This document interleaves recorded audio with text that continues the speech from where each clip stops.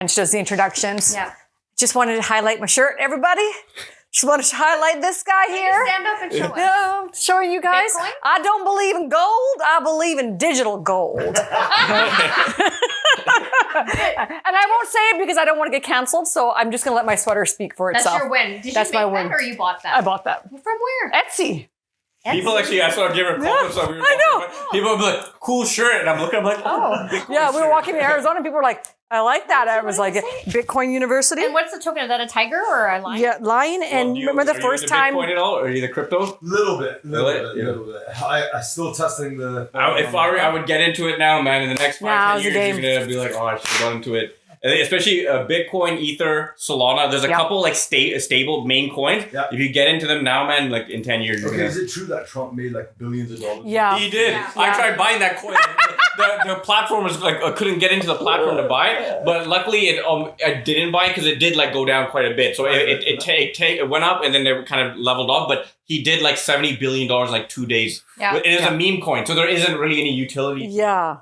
Yeah. So Yeah. it was more like Same with Dogecoin. There's no Yeah. utility. It's just like Elon Musk's name, right? Versus Bitcoin, I literally really do believe that it is like our digital gold. It'll be a place for us to put our money. Nobody wants to buy. Our generation is not going to have gold bars. Like we're not going to the bank to put our gold bars in that, where, Andrew, where do you have that safety deposit box? We're not doing that. So like literally our generation has to figure it away. Honestly, you know what the future is going to be is how we pay people with cash and stuff. It's going to become, it's going to be one of those crypto coins. It's going to become the tool. Yeah. Because I think our generation too is tired of having your dollar completely fluctuating with the wars and things that are going on. Yeah. This takes the power out of all the banks and the people. The power is within us, the community that owns that coin, and says we're going to use that coin to pay each other with. Yeah. And it's going to become one of those coins that's going to be, And it might be that Solana. transparency. Solana has like the lowest transaction cost, but Yes, that's how things going to be. That's the one I own a lot of. It's like when you like Venmo something now or you e-transfer, it's just going to be, that's going to be, hey, send me like 0.01 Solana or something. Yeah. You know? Absolutely. And I think that's going to be the future. Yeah. Okay. All right, Anne, just do it. Yeah, let's do Okay. it. Okay, well, this is a new setup for everyone that's tuning into our channel. It's a Tribe Called Dhillon show. It is a Tribe Called Dhillon podcast. Whichever way you want to look at it, it's us. It's a Tribe Called Dhillon. I'm Angie Dhillon. This is my sister Rose, Alvin. And today I'm so excited. This individual took almost a couple months to get a hold of because he's just that busy touring and doing amazing things out internationally with his singing career. And we're so excited to have him in studio today. And it's Mr. Luv Randhawa. Celebrity in the house. Oh, celebrity. And I'll tell you, I'm going to get you to talk about all your accomplishments. And it's a judgment-free zone because you're allowed to brag about yourself. Yes, please do. Yeah. Please do. Yeah, we have a motto here that you're allowed to toot your own horn. Yeah. Toot toot! That is what we do. But I know that you're a multi-award winning international artist. You have won several awards, including the most recent, and I believe it's the third time you have bagged the UK Bhangra Award. Ooh. And this is just fresh off the press, and I know this that just came out because I did my research. You were recently named as one of the top 20 South Asian influencers in Vancouver, as mentioned by UrbanAsian. Wow! A real-life influencer in the house on the That's couch. awesome. That's amazing. Congratulations. Hello out there, everybody, and come on, guys, give it up for these amazing podcasts. Yeah, it's been a phenomenal year, phenomenal years, I should say. It's 20 plus years in the game, and humbled and grateful for the PR that you Right. get, and it's not just the fake PR, it's the real PR from real people, and to get these awards, and again, as you said, it's crazy for me to be even an influencer. I'm just a regular boy that lives out there and loves to do what he does. So, for me, it's not about, influencer or anything like that. It's just me being me. And I just love it. I love it. I love the Good game. for you. And and just a little disclaimer to everybody out there. This is a bit of a reunion for myself and for Luv. So we go way back. Way back. Way back. We're older. I mean, I always say my age. I'm 47. Luv, you still what? About 40? 21. 21. You still look 21. We actually met at BCIT, which is British Columbia Institute of Technology. I was studying there at school. There weren't a lot of Indians at that time. And so when we would find Indian folks, we would kind of like collaborate, get together, and like kind of have a little community. Yeah. And I slowly found out that Luv had. Were you financial management by any chance at that chemical time? engineering. Okay. Oh, chemical engineering. Okay. So I remember we would, just talk about music, and at that time when we were growing up, Rangila Dance School was very, very popular. I'm not sure if they're still around. They would do these dance competitions, and I always grew up doing filmy dancing. And one day, Luv said to me, "Hey, like, do you want to enter this competition together?" And I was like, "A guy actually?" Because men would not do stuff like this back in the days, and you were always into music. You would do jam sessions and singing, and I was like, "Okay, well, yeah, let's just do it. What the heck?" So. If social media was around, Luv, when we did that stuff, we would have crushed it. Totally. 100%. Totally. 100%. That would have gone viral. Yeah, viral. Yep. Yes. And we won. Yep. We won, by the way. Yeah. And you guys did a great job. Okay, this was one of our first trophies that Luv and I won, and it says here Angie, Dhillon, and Luv Randhawa. We won the senior filming. It wasn't even a senior competition. It was young, but it was first place, and it was a dance contest in 1997. Wow. And what are we today in 2000? Wow. Well done. Almost 30 years. Good job. Look at that full circle. Good job. I kept these. I never wanted to just ever give up because I knew at some point my passion and my drive was going to bring me back to this industry of talking to people. I didn't know what I was going to be doing, but I knew that I just have to go back and into the arts and entertainment industry. And you know what? To be honest, that was one of my first ever competitions and singing on stage. And I just remember how that. I mean, do you remember the crowd? Yes. It was like ecstatic over us. They were like, oh my God, they were like yelling, they were dancing in their seats. And I remember people standing up and dancing as well. And all I remember is that energy, the pyar that they gave us for our actual routine and timing and how much fun Angie and I were having on stage. I think that was the cool thing because we were in sync. Yeah. They were in sync with us. And we just, it just blew up. And I just thought, oh my God, how cool is this? Yeah. And this is one of the competitions that honestly got me into the entertainment business. Wow. This particular one, because it gave me that confidence to be on stage, and I think you want to connect with something. Yeah. And hence music, culture, dance, art, you could be a painter, you could be anything, but it's that connection that you get with the people that make you feel better and make you want to do more and more and more. And that's what happened with me.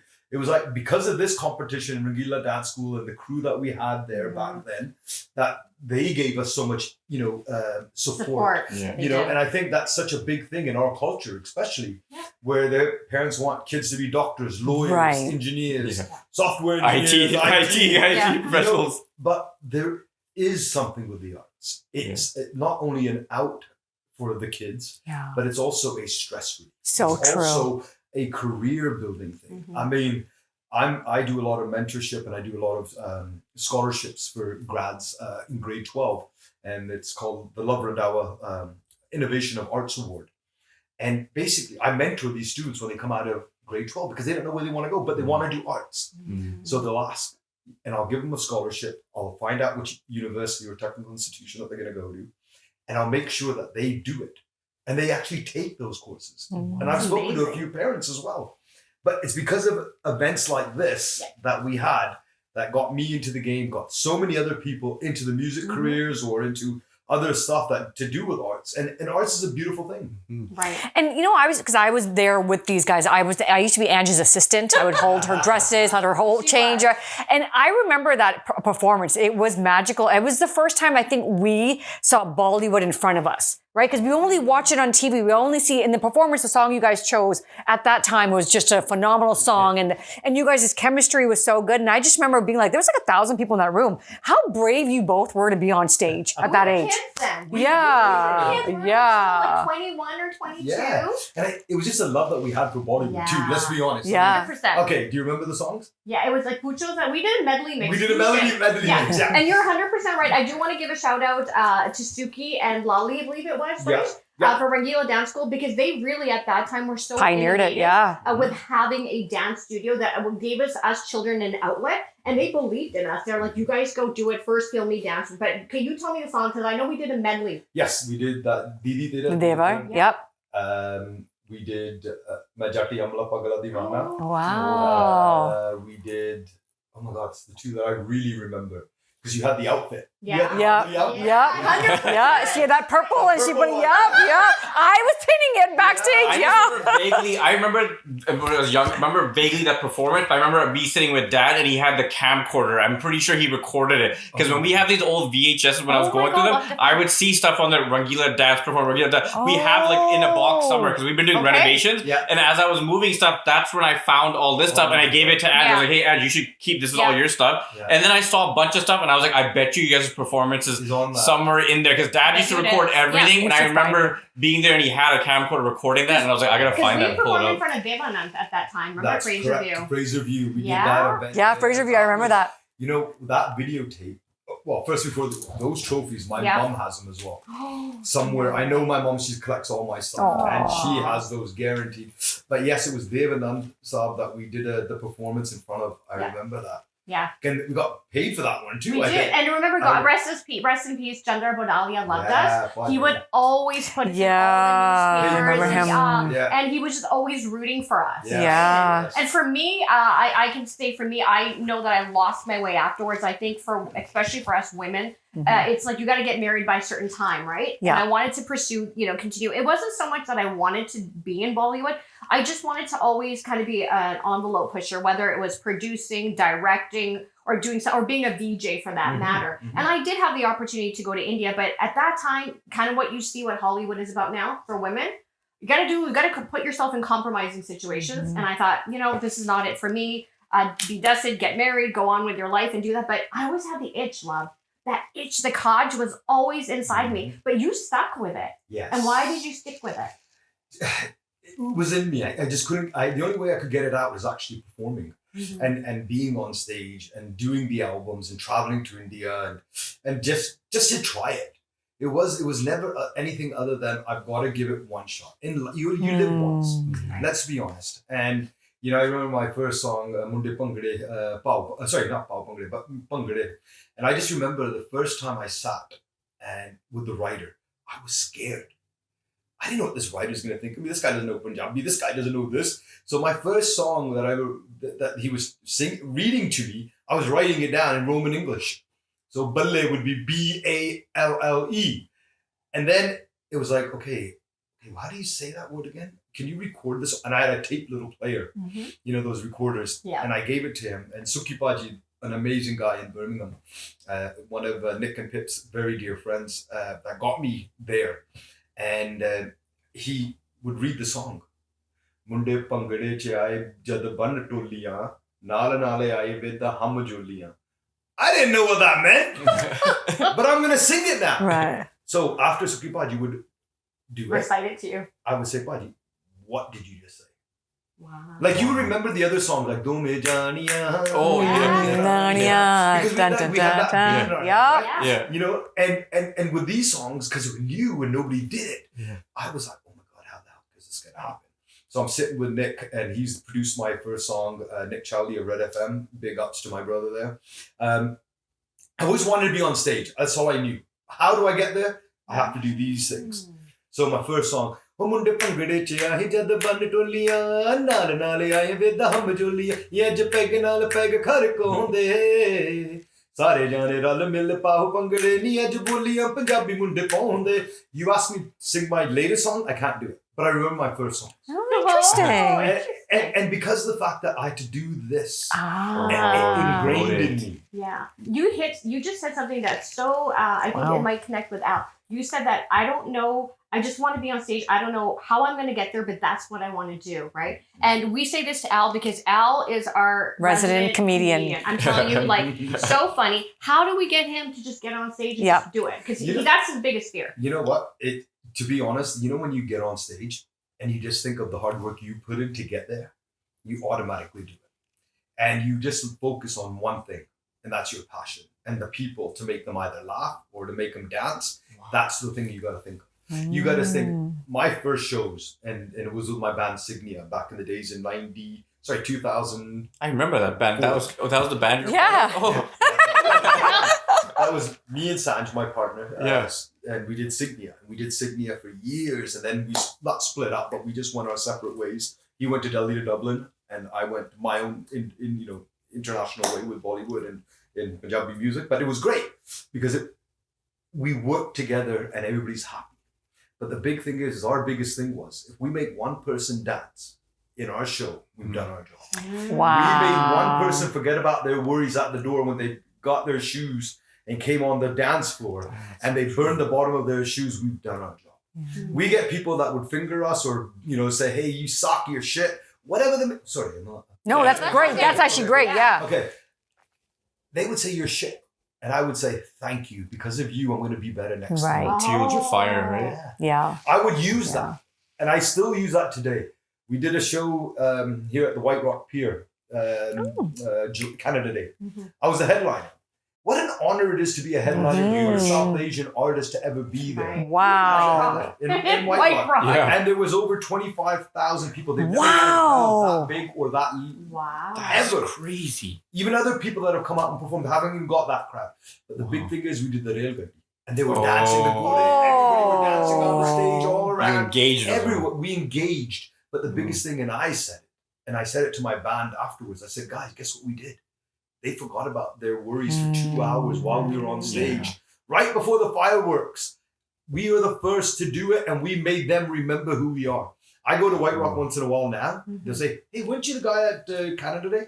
And I said, no, I don't think so, as a joke. But I said, yeah, it's me. But it's that connection you make. Yeah. And as an artist, because that's what you are. You're not a comedian. You're not anything. You're an artist. You're going to show your art form to the people. It's up to the people to like it or not. But if they don't like it, guess what?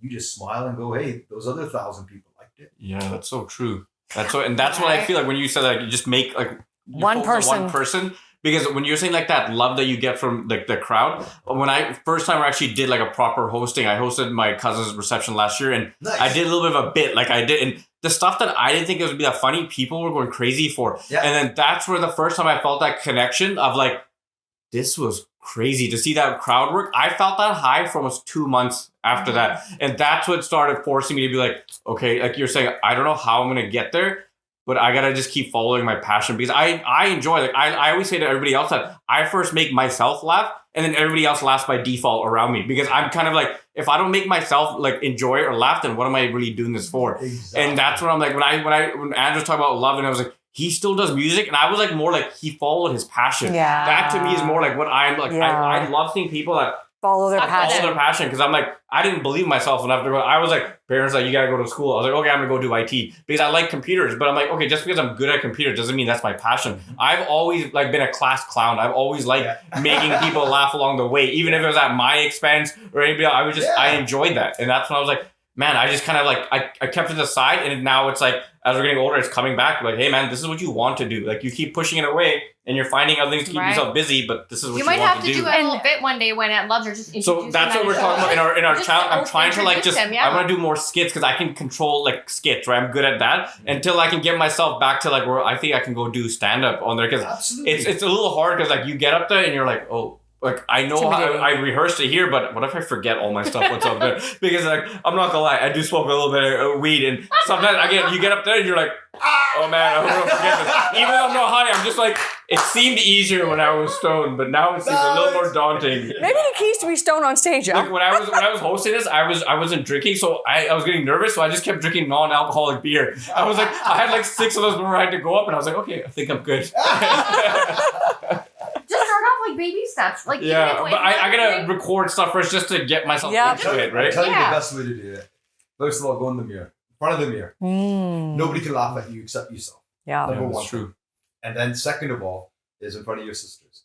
Then a couple extra family members and friends. Okay? Just have a regular stand-up night at home. Then take the big leap. Yeah. Never be afraid to take that leap because you never know where that leap's going to take you. And that leap is going to a comedy club because my coworkers now recently have been saying they're like, we will come with you to a comedy club. You need to go do stand up. I was like, look at the support. And that's why I was like, everyone keeps forcing me to do this. I gotta figure this out. So I was like, I'm trying to first not acknowledge my own inner self, but everybody around me was like, no, you need to do this. And I was like. What is it? What is it? Because it's our fear of rejection, right? Yeah, it's a fear of failure. Because I feel like so far I've been killing it with a few jokes here and there. Then I'm like, I'm gonna bomb one day, and I'm like, I have to come back from it. But I have to do it, right? It's like it's the only way to earn your stripes is go through that. So I'm like, It's like I'm getting there. Like I'm using all these things like here, like your energy have forced me to get there. And I'm like, I know after this, I'm gonna have a little more juice and be like, I need to go do something. Yeah. Right. Yeah. It's like I feel like I'm gonna be like, if I don't do this, Love's gonna check in like a year, like, oh man, you still didn't do anything. Well, if I have a show out here, I'm gonna have you host it. And be the See, MC part, I can take on that. No, but the MC is part of the joke side too. Yeah. Oh no! And he's But a great if you tell me I have to go do a stand up, it's more like, oh man. But if you say, hey, I need you to go host an event for me, and I just know the gist of it, I can make jokes about that on the fly. But I'm like, it's just like that's why I can get my feet wet by saying, okay, it's not all the lights on me, but I'm just here to throw a couple side jokes while I bring this person up. I can definitely do. There you go. That's the start. Yeah. That's a start. Yeah. I have an idea. We should bring back a filmy dance competition maybe in a couple years. Get some people together. We need people to get out again anyway. People need to get out. Yeah. Phones, man. Yeah. Like I think I'm guilty of it. Sometimes I watch TV, I'm sitting there, I'm like, man, it's been like 2 hours of watching TV, and I'm giving so much watch time to all these people on YouTube, and I'm like, I gotta put the phone down, go start creating or do something else. Yeah. And it gets in you because you're like, man, I'm like, this is how you let life pass you by sitting there watching everything on TV and not actually doing anything. And I feel like the younger generation now, they're not on TV, but they're on their phones all the time. Sometimes I try connecting with even like the younger people at work, and they're always just like everywhere on the hallway. Oh, sorry, I didn't see you there. I'm just like, dude, like, and no one wants to communicate anymore. They don't know how to. Nobody wants to communicate. They want to just like on the phone all the time. And then, What are your thoughts on that? Because we grew up in a really different era. Oh god, there was no social media. We had no technology like this. No. What's your I thoughts think my around first it? thing was a pager, and I think I didn't have enough quarters out or money. Yeah. Yeah. Check our messages on the page. I mean, our biggest thing was, what was it? There was a couple of words that we could spell on that. Yeah. 911. Or 911. Yeah. And my dad would always do 911, and I thought something happened at home, and I phoned him and goes, oh yeah, only a video check me. You said 911, Dad. Oh, well, otherwise you're not going to listen. I'm like, Dad, 911 means emergency. Anyways, there goes that quarter. But no, on that point, Andrew, I mean, yes, the world is getting small. Let's be honest. Something happens here in Surrey, India knows about it before even 90% of Surrey knows about it, to be honest. Yeah. It's kind of scary. It's bringing the world very close. Don't believe the hype. That's all I'm going to say. There's a lot of BS and bullshit on social media. Yep. All these numbers, fake bullshit. Yep. You know, I did 1 billion before I woke up in the morning, before I went to the bathroom. I got 5 billion streams. Bullshit. Right. Okay, let's be honest. Guys, don't believe that garbage. They're bot hits, or the company bought the hits, or whatever it may be. But I don't like it. Me too. Because when I first started music, okay, there was no YouTube. There was no anything. YouTube was just starting out when Bangade, the first song, came out. You know, my latest songs, Balle Balle and That's My Girl, they, like, I mean, if you look at the other old stuff to this stuff, I mean, it's night and day in numbers. Like, what do you believe? What do you see? I mean, you know, the fires in LA. Oh my God, the Hollywood sign burned down. No, it didn't. Oh, it did it? There, right? Yeah. Oh, wow. It's still there. Santa Monica Pier burned down, and all the rides and everything fell into the ocean. Bullshit. It's still there. Well, these things are dangerous. Yeah. Because they send out the They're wrong a tool. information. So what happens is people that believe in this, they become brainwashed, in my eyes. Yeah. Right? They become so attached to this. I remember Carmen and I were sitting at home watching a movie. And we're like, she's sitting on one couch, I'm sitting on the other, and I'm doing my thing on this thing. And she's like, babe, did you see that? Yeah. You don't know what happened on the film or the sporting event. It's taken over our lives. Yeah. Yeah, you're 100%. You have to detach from this to see reality now. So Before, this used to be reality because that's what we saw. And, you know, like musically, you know, like when you listen to the old Hindi songs, for instance, listen to the words of the old songs, like, you know, So saal pehle मुझे तुमसे प्यार था, मुझे तुमसे प्यार था, आज भी है और कल भी रहेगा. You see what I'm saying? That's gone. That's gone. Yeah. So you just, why did you guys sing it? Because you knew the words, you knew the feeling, you saw and remember those words. Yeah. You listen to a song today. exactly, yeah. 100%. 99, I'm not just saying it for my sake. I'm saying it for the kids' sake, for the next generation. In these videos, these guns, they're fake. The cars, they're rented. Mm-hmm. The chains are somebody else's. Okay? That's not their reality. Right. Yeah. Keep it real. Yeah. There's so much guys pretending that they're cool. They're, they got all this bling on. They think they're the coolest thing. They look like the trashiest of trash. I'm with you. Yeah. The women, I mean, I don't even want to get into half the stuff that I've seen. Like. It's like a persona that people are putting out there. Everybody's beautiful in their own way. Yeah. Be you. Yeah. You know what I'm saying? Yeah. I've seen this one friend of mine. I haven't seen them for years. Amazing person. Amazing personality. Like, they're doing their selfies and so forth. They know their angle. They know their look. Right? Yeah. You see them in person. They're 5 times the size that the picture. Their face and the filters and the makeup. Picture was used from 10 years ago too. And the makeup and everything is, you can tell. Yes, everybody has blemishes. Everybody's got scars. That's the reality of realism. Yeah. Right. Yeah. Right. You're 300 pounds. You show yourself that you're 65 pounds. Yeah. What are you doing? Exactly. Yeah. And if that's what you want to look like, you got to go put the work in to like change your lifestyle around, right? Not just say, I want to stay like this, but out to the world, I look like this with all the photoshopping and all that stuff. You're right about those angles. Sometimes, man, those angles are good. And I'm like, damn, that girl. And then you're like, in real life, like, oh, look, that was a really good angle. Right. And the funny thing is, I'm trying to learn that. I'm like, I'm trying to find out. And the good thing is like, okay, you know what? I went through a lot growing up. I went through a lot of transformations in myself. I weighed close to 285 pounds at one point. What? And I became a diabetic. And I didn't know what the hell all that shit was, to be honest with you. I was scared because I'm like, wait, why? I still remember I was at a friend's house and I had 2 rum and cokes. 2 rum and cokes, just regular, nothing like super strong. And I passed out because the sugar insulin level was so. Oh, wow. I didn't know that. I didn't know it was because of that. I didn't know. And it scared me where one day I was drinking Gatorade. I came back from the gym, had 2 Gatorade bottles. My cousins were drinking wine. Next morning, I couldn't see. My sugar levels were out the roof. And again, we're talking about reality. Yeah. Okay. And, I'm very real when it comes to shit. I don't sugarcoat any of this stuff. It was my health that I didn't understand. My doctors now, in the last 6-7 years, maybe 10 years, told me that I might have diabetes when I was a kid. So genetics. Genetic. Right. And I didn't know. Because as Angie I played on the collegiate national badminton team, played soccer all my life. Always active. Yeah, always active. And, yes, I wasn't the fittest. I don't think I've been this fit in years because now I know what the hell I have to do. But my reality back then wasn't that. Now it is. It's because now I know I have to take care of myself. And talking about angles and stuff like that, it's crazy. Let's be honest, it's crazy because you don't know what's the forward is, but you remember the back end and you say, okay, this is why it was. And I thought it was, okay, yeah, I can't drink alcohol anymore. That's what I thought. And I was embarrassed and I was hurt, within myself. But damn, I could finish off a bottle if I really wanted to. And now I can't even have 2 drinks and I'm passing out. Like, what the heck is going on? And it's because it's called insulin dependency and so forth and all that stuff. And so, you do everything nicely, regulated, enjoy your life. I'll never say don't do that, don't do this.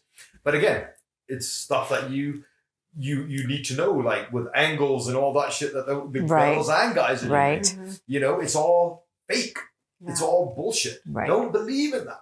Don't believe in everything you see on the internet. Yeah. I think that really is important. And why I love you guys is because when I listen to your guys' podcast, it's all reality. It's all real. Thank you. There's no fluff in that sense. And that's what people have, honestly, with the conspiracies and all that BS, it's people are starting to go away from the truth. Yeah. And come back to the truth. Yeah. That's exactly what we, when we first launched this, was like, let's speak our truth. And we don't have to share everything if we're not comfortable. We share what we can. And like someone like me, like my friend said very clearly in the first year, he's like, you're corporate. Like these two are expressing and I was like, I'm not in front of this camera. I'm not these two are used to that. So give me a chance, but I'm not lying about anything. I'm just not ready to speak about all the stuff. Yeah. So as time went on, like I just said to you earlier, that I made that clip of my divorce, and I had so much anxiety. Like I still have so much anxiety, but it's my truth. And I need to let other people know that like you're gonna be okay if you go through something really hard. But like it took me year 3 to get there. You know, there's a quote that I heard. You can't. Oh shoot, I can't remember it, but I'll remember it. It's on the tip of my tongue. But it's something to do along the lines of your reality is more truthful than 90% of the people out there. And if you are truthful to yourself, and you look in the mirror and you can see that shine in your own eyes and that fire in your own heart. The Punjabi ਚ ਕਹਿੰਦੇ रूह is soul, right? ਜੇ ਸਾਡੀ रूह ਨੀਤ ਸਾਫ਼ ਹੁੰਦੀ ਹੈ, okay? So if your soul is clean, everything else will be shown brightly.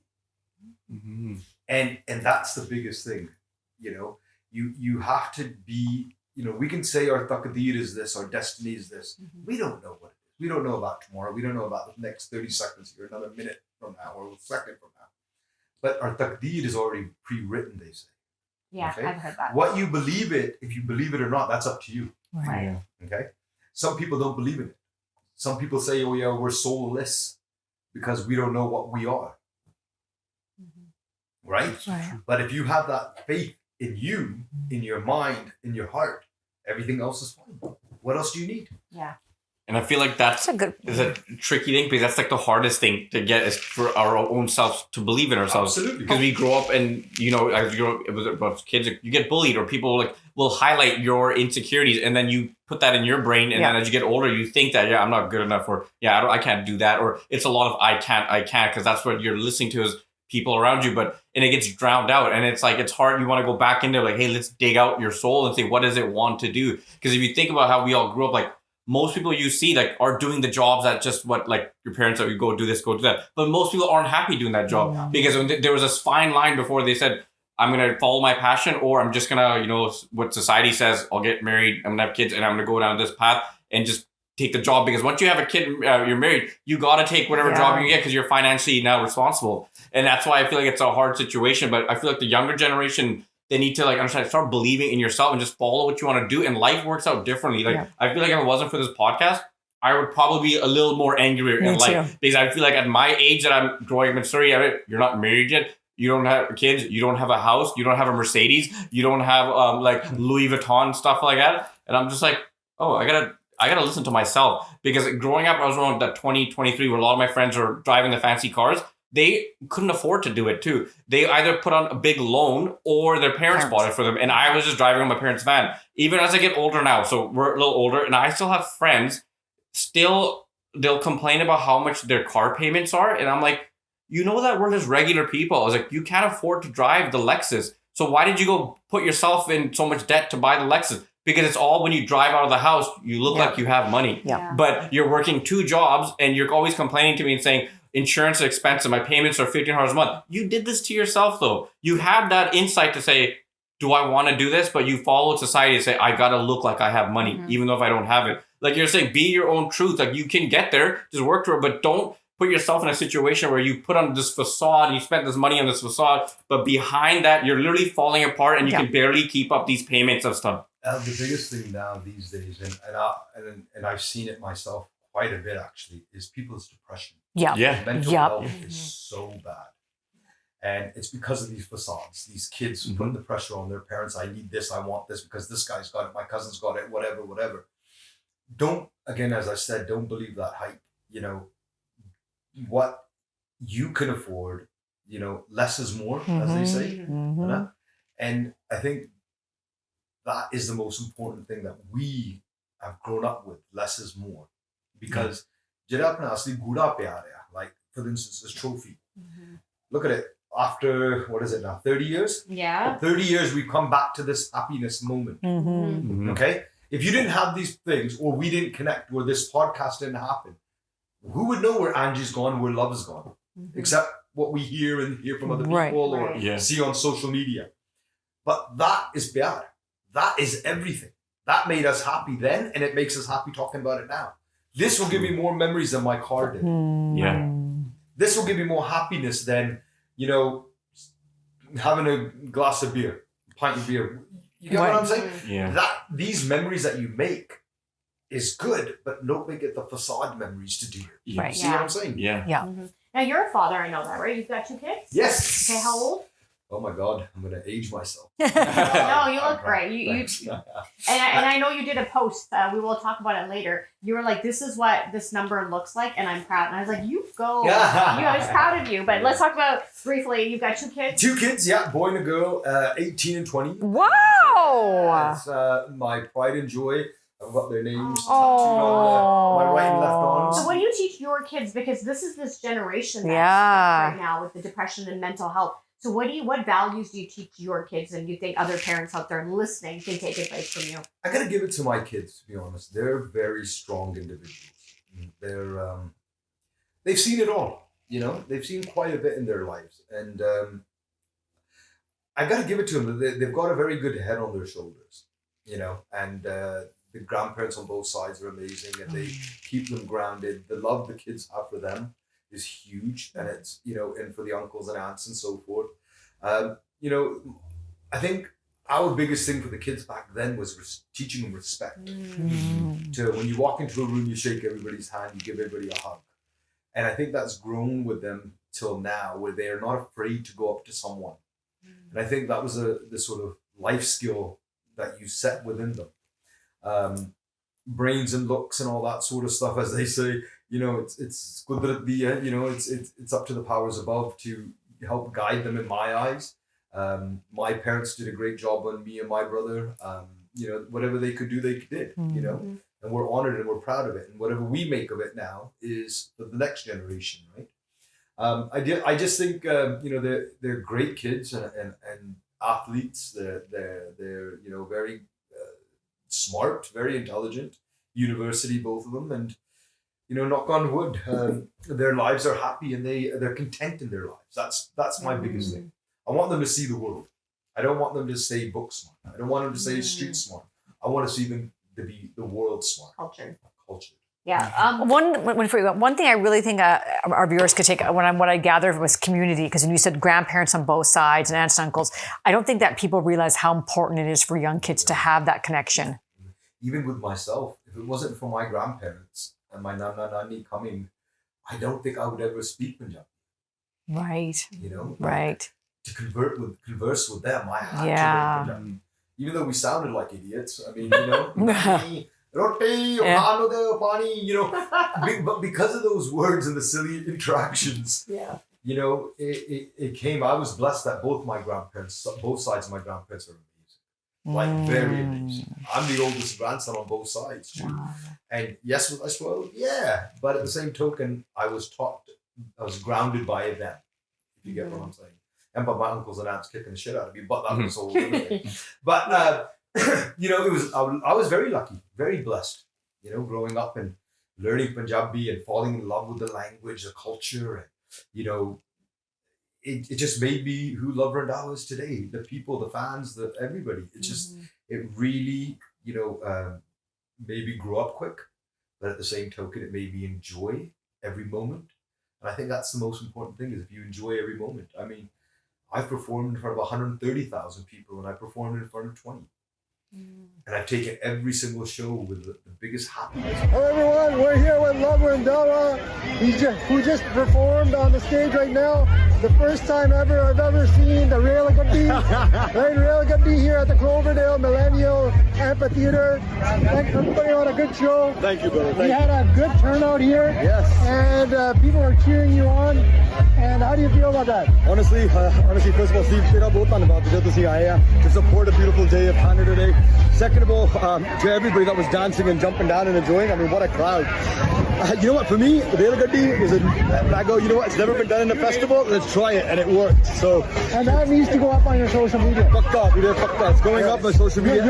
You're doing great work. Thank you. I'm a son of an artist. Yes. And I respect your work. Thank I respect your work. Thank you. And always here to support. Love you, bro. Thank you so much for all what you do for the community. Brother. Love you, brother. All right, guys. Peace out. I'm going to the next show. Talk to you later.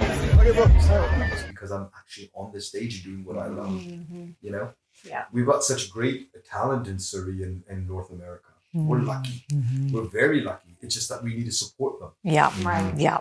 Everybody's got to go out and support them. local artists as well, not just the international ones that come. Yeah, that's really what Ange and I were talking about this too this year. I'm like, I really want us to start getting local people on this podcast and start focusing on between, Bellingham and Surrey and like really getting this community out to start supporting each other. You said we don't have to wait for the Beyoncés to come here. We can support our own. Well, I was laughing at it a few months back when Luv came. Huge, crazy BC.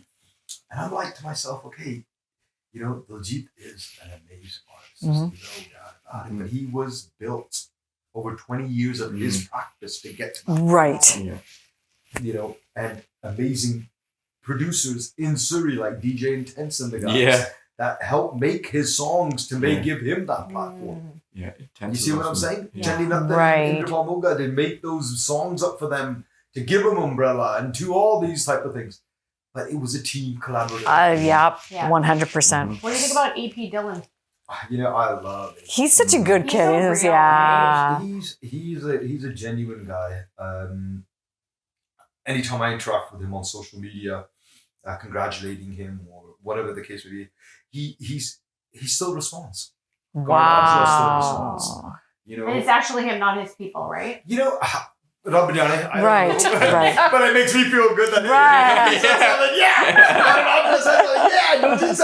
Diljit actually did say something. Oh. Yeah. But again, it's cool. Like, we're fans too. Yeah. Even though we're artists with these guys, and I don't say they're better than me or they're worse than me or whatever, I never compete because the only person I compete with is myself. But to get that type of conversation or connection, that's pretty damn cool. Yeah. Like That's awesome. even like the Bollywood guys, you see them on TV, you're like, oh my god, that's Akshay. Yeah, that's cool. Yeah, that's Akshay. Yeah, Right. That's Joey. Yeah. You're like, I know them. Yeah. It's like, I saw him last week. That's right. But it's cool because they're at that platform, right? Right. And again, they're just regular people like us. Right. That's the key I think people need to remember is they're just like, I don't know much about AP Dhillon's music. I know Alvin always listens to it and he always kind of tells me about it. But I watched his interview with Beer Biceps. Yes. And that's when I kind of fell in love with this kid. I was like, oh my God, he's got like a really good spirit about him. And he's really wanting to and he's really taking that whole, like us musicians should own our own music. We should have the rights to our own thing. And he talked a lot about that collaboration aspect that people don't talk about the people behind the scenes enough. And I thought that's what we need to do more. We need to talk about the fact that it is a collaboration. That just because you see that Jennifer Lopez on stage, you don't know the people that took That made put her up there. Let's not forget those people. I think with all these artists, God bless them all because they're so talented. Right. We've got so much talent. Right. Our culture in general is amazing. You got to look at two things. One is the collaboration of the team, the spearhead of the person that's going to dictate what's going to happen. The people are going to make your career. Could be the labels, could be a manager like Sonalia from Dhillon, AP and all these guys have their teams and Karan has their teams, but it's also the labels. Okay. Michael Jackson didn't become Michael Jackson. Right. It was his dad that made the Jackson 5. Then from Jackson 5, Michael Jackson left them. Yeah. Michael Jackson became his own entity, his own person, built his own team, had the right people around him, and then guess what? Michael Jackson became Michael Jackson. Right. Okay? True. So these guys are all doing that. And they've got their teams, and their teams are loyal. That's another thing. That's so important, isn't it? Loyalty. You will never, ever get ahead when you have a jealous team of you. Oh, 100%. That's great. I love that you said that because I don't think people talk enough about that. I just heard Oprah say that for the very first time. If you have a friend that's jealous, that's not a friend. And you cannot have that in your inner circle. Yeah. There's no I in team. There's no I in team. And there's no, you have to think about that. Like if the four of us here sitting here said, okay, love, we're going to start on next week. It doesn't happen overnight. Right. It's been 20 years for me as well. Yeah. But if you come up and you say, hey, love, I got this idea for the next show, or I know a promoter that will get you 10 shows across Canada, this is what we'll do. Okay, now it's interesting. Now she's thinking of me as the artist but obviously she's going to make money on it because so she's thinking both Right. ways. Right. Collaborating. And Yep. it's a collaboration. That was the word I wanted to use. Yeah. Now, we were talking earlier about YouTube and all that stuff. I have no idea. I still don't know anything about that type of stuff. Okay? Algorithms, Punjabi rhythms, Bengali rhythms. That's the only rhythms I know. English rhythms. That's it. I have no idea about these algorithm garbage. Okay? Nor do I really want to know. Yeah. Okay? I finally got a team after 20 years that are actually working with me a little bit. Here Wow, and there. good for you. Okay? Yeah. And it's on look, it's on this, it's on this. And I said, okay, tusi jo kuch karna kar lo. Yeah. I'm standing here. Yeah. I'll sing the songs, but just make me look good. That's it. Marketing. That's Right. Marketing, Right? marketing, Yeah. Yeah. right? But again, there was none of that stuff when we were starting. Mhm. Now there is it, and it's more focus on that than the art of music. Yeah, that part I am a more little just seeing. The We're advertising. losing Yeah. a little bit of Branding. that. The trailer is better than the actual Yeah. movie type of thing. Yes. The video. Yeah. And if you look at all these artists, they're bringing out big names to be in their videos, or they're doing big names to. It's for their own pump. They need it. Yeah. Yeah. They need to. They need take their audience career to come take over. the Yeah. next level. Right. Yeah. They need that collaboration. So you know what I'm going to be doing now, guys. I'm going to be bugging you guys for your guys' fans. Tag us. Absolutely. We're all about the collaboration. all about the Yeah. sharing. Time out. Congratulations, guys, on your YouTube. Thank you. that's Thank so you. cool. Thanks, man. Okay. We Thank haven't even you. taken out We're the still time. trying to understand this is real. Like, that Yeah. was the thing. Because Yeah. we're saying, like, we had social media before this happened. Like, Yeah. I never had any social media accounts. It just didn't interest me. Like you're saying, like I didn't care to put my life out there, and I didn't care what you're doing. I just cared like, hey, let me just say focus on me. Yeah. But as we got older, we're like, hey, I think we're gonna have to try to harness this somehow because we want to talk about what we want to talk about, but it can't be just like us talking about it. So we started harnessing social media, and we're like, okay, I think we need to. But it's just like any tool. You can do good with it, or you can do bad with Right. it. And we're choosing to say, we filter like I don't want our channel to be about like highlighting nonsense or talking down to people, Negativity. or like when we even talk about celebrities, like we can give like a high level version of what's up, but we don't really know anybody. Yeah. And I don't like talking about other people's lives. We can highlight their stories, things like that, but we got to keep it real. Let's talk about real life problems that Yeah. we're all dealing And with keep on it a regular positive. basis. Yeah. I think that's such a beautiful thing that you just said there is you don't want to harness that garbage out. Exactly. Let everybody else, whoever wants to do that, like you want to Let be the them do TMZ channel, that's Yeah. Yeah. I don't. Yeah. That's There's not who I enough am. TMZs out Like, there. Yeah. even if I tried to do that just for the money, I inside would be like, Yes. this doesn't feel right. Like, Yeah. I don't like doing that to people. Yeah. Absolutely. You don't want to bring on a guest, right? And then just for the ratings or the reviews or say something negative, because who's going to want to work with you after the fact, right? And we're not in it for that business. And the same thing, we all had to learn social media. And even now, I get so many people like, hey, you know what? You should create your own social media account and then you can branch out. I'm like, but I don't want to. Like, I love my siblings and whatever I do. And end of the day, it's all programming, right? It's society telling me that I need to go and create my own account. I'm not going to do that. And if I don't get those deals, I'm okay with that. Yeah. You got a I'm great not team looking for here. You got your Right. collaboration right here. Right. And it's a blessing that it's a sibling collaboration versus someone on the outside. Right. The outside person, okay. We'll they're try to Oh, break it yeah. up. Yeah. Yeah. You know what I'm saying? Yeah. Yeah. So you got to keep it real. This is Yeah. real. That's why it's gone to the over 100,000 subscribers, and you got the YouTube thing. That's what it's about. and- because you don't even yeah. care about it. Yeah. You Yeah. don't. We don't. But what I'm trying to say is, you're making a difference, and that's Thank why you. my music is why I do my music, because I want to make a difference. Right. I want to make a difference because none of my songs ever have anything negative about a woman. Never anything negative about the culture or the community, to be honest. But the biggest thing is my mother or my daughter can't hear it or listen to it. I won't make it Amazing. because that's been my motto since day one. And I follow Gurdas Mansab's style in that sense because of the fact that that's what he's done. That's what he said. Yeah. He's Yeah. touched on the political issues, which we do, but we're not touching about alcoholism, guns and gangs and all that garbage is out there. Yes, it's out there. Well, let it be there. It's not going to be, Yeah. you know? And so, like when I'm working with Hunters, for instance, he's the legend in the UK, and B2 is a legend in the UK for Bangla music. But there's also my English side. And the reason why I'm bringing these two genres differently is because when we look at the Indian society versus the mainstream society, it really isn't anything different. It's the same. Gore have the same issues as Apare. And we all are one. Yep. Yep. You know, there's going to be people that listen to your guys' podcast that are non-Indians. Yeah. And they're going to appreciate it because you've touched on something that's going to touch their lives. Right. And for me, that's what it is. Music touches lives. It really does. You know, really when you're does. singing songs about Hania and Takbir, and you're singing songs about, you know, Bhangra and pure Punjaban. What's a pure Punjaban out there? You know what I'm saying? Mm-hmm. Like, if there's songs that are coming out now soon, you know, That's My Girl, for instance. It's not, oh, that's my girl and she's mine. No, it's not about that. It's how proud I am of my girl. Right. Mm-hmm. She can do anything she wants and she does it well. I'm going to be her supporter instead of her being my supporter. Wow. You know? And that's the reason why that song came out, is because of the fact that twist in it. We wanted to make a twist that it's not always about, you know, that a hot, beautiful woman there and that's mine.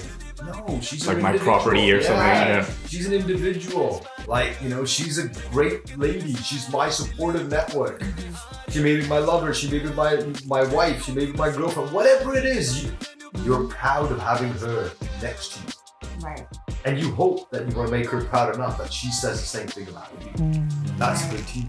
Yeah. Well said. Well said. Well said. Very well Yeah. said. I want to know. And well, with that said, everybody, we just wanted you to know that it's Luv Randhawa. It only took us 4.5, 5 months to get this amazing artist on our couch because he was touring. When we were talking to him in October, November, it was Dubai, New York, and we finally were able to make this happen. And this is why we do what we do, and we bring folks on because of the wisdom, like so much wisdom, knowledge, and just the sharing of information and the exchange of ideas and the collaboration. So with that said, we just want to say thank you so much for tuning into A Tribe Called Dhillon podcast. This is part 1, and it's going to be part 2 coming up.